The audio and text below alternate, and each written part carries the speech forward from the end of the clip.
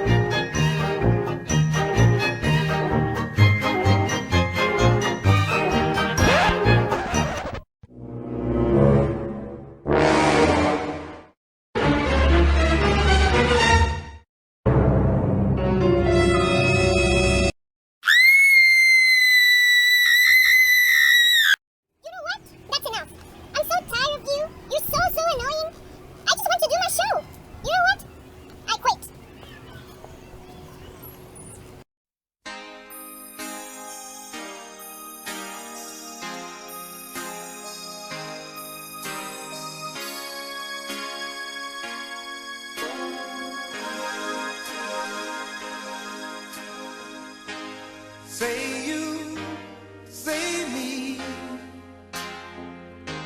say it for all.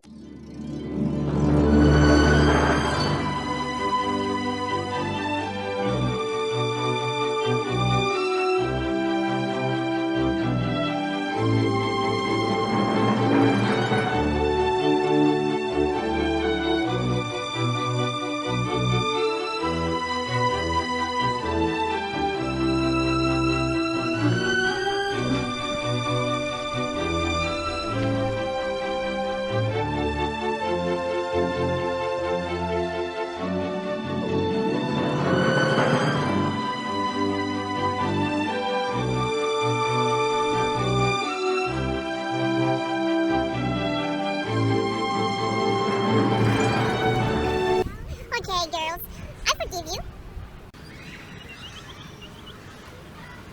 First, let me take a selfie.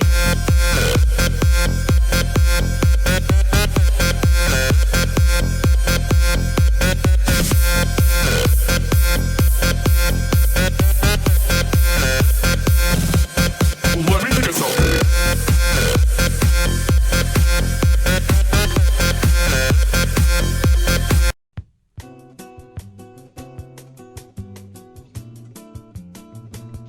The pooh theory is one out of 4 imitation hypotheses. One is the bow wow that says that language comes from the imitation of animal sounds. The ding dong, on the other hand, says that humans started naming objects after a relevant sound that was already involved in their everyday life.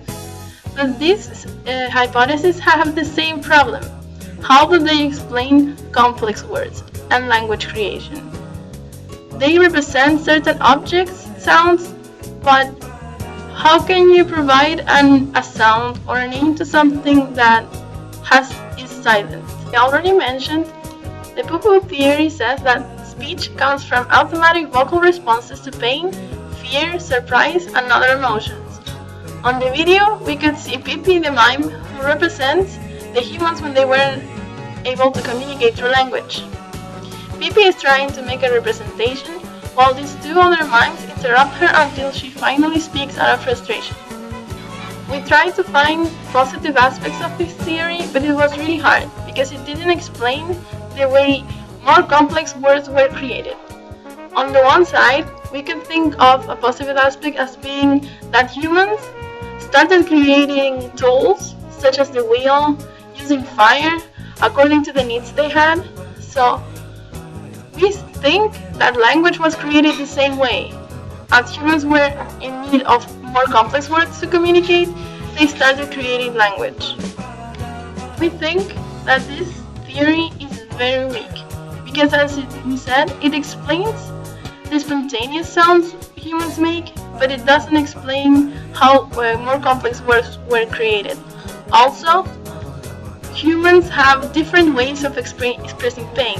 As an example, maybe Spanish people would say "ay" when you get hurt, and English people might say "ouch." So, how did that happen? How did that difference happen? Also, animals also react to pain and make sounds, but they didn't come up with language. Between all the theories, the one that we like the most is the warning hypothesis that says that humans started creating language and words because they needed to warn their parents about danger. This explains how complex and not so complex words were created. Because once one person starts using a word to name one thing, then everyone else would start using it. Thank you for watching, and now it's up to you. Which one do you believe the most?